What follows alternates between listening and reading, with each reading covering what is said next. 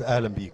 اهلا بيك يا استاذ محمود في هذا الكرنفال وفي هذه الاحتفاليه السكندريه الجميله. استاذ اشرف الجبالي نائب رئيس تحرير الاهرام وهو المشرف العام وممكن الرئيس الشرفي لهذا المهرجان بجانب الاستاذ محمد سعد ضيف، عاملين توليفه اعلاميه صحفيه شديده السكندريه.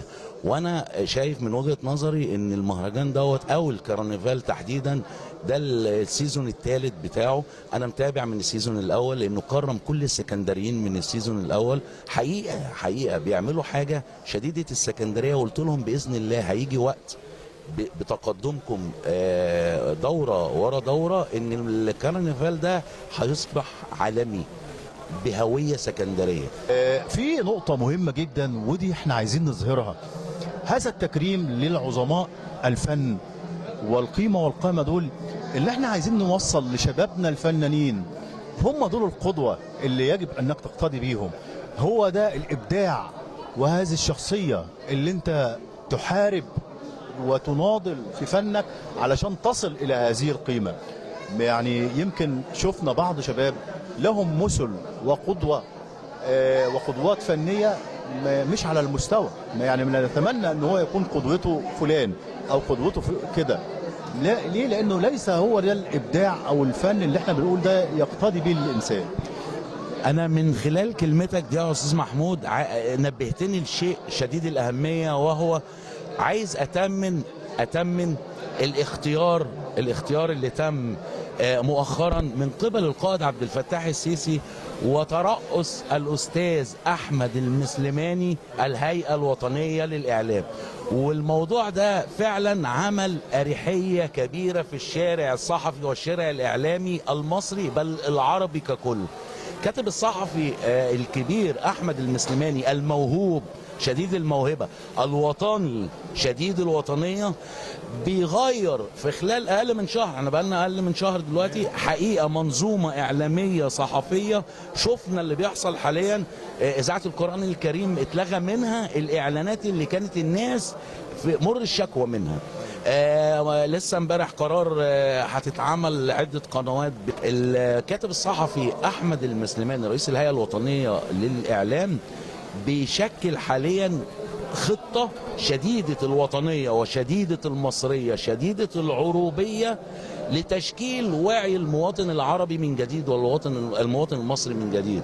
فأنا من خلال اللقاء الجميل اللي هو ربما ما بيتكررش بينا كتير إلا إن حقيقة بوجه الشكر للقائد عبد الفتاح السيسي اختياره المسمن للوطني الكاتب الصحفي أحمد مسلماني. فعلا واحنا بنسمن على هذا الكلام معاك وبنقول إن هو اختار شخصية له رؤية، له بصمة في العمل الإعلامي والصحفي، ولديه الخبرة ولديه الطموح اللي عايز يشوف بيه الإعلام والصحافة المصرية تتبوأ مكانتها فعلا، ونرجع بيها زي ما كنا نحتل المكانة الإعلامية والصحفية.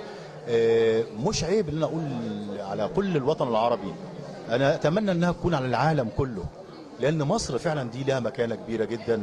وان شاء الله في ظل القيادة السياسية الحكيمة نرى مصر في احسن اماكن واحسن مكان، ونشوف شبابها في احسن صورة وبيحب بلدهم انتمائهم.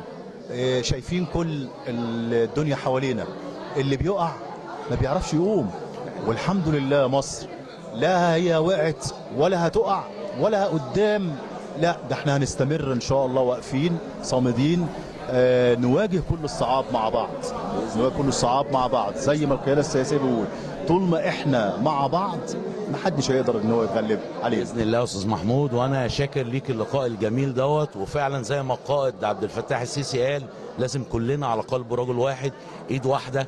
كرنفال اسكندريه هي نواه لانطلاقه اعلاميه وفنيه وصحفيه كبيره، زي ما الهيئه الوطنيه للاعلام هي نواه لقياده مصر او عوده مصر للقوى الناعمه ورياده الوطن العربي في الاعلام والفن والصحافه.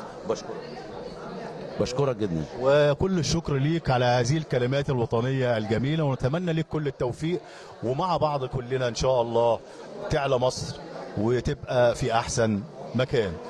وأقول معاك يا ابن بلدنا علي معانا راية مصر في كل طريق، حقك تحلم تحت سماها، اجعل صوتك حر جريء، يا ابن بلدنا بقالك دور، شارك واطلع عيش في النور، حقق حلمك عد السور، واجعل صوت الحق حريق. الله الله. شكرا ليك يا استاذ ايمن وكل التوفيق. ربنا يخليكم، شكرا ليكم وشكرا لكل الطاقم اللي معاك، وبشكر استاذ محمد عطيه.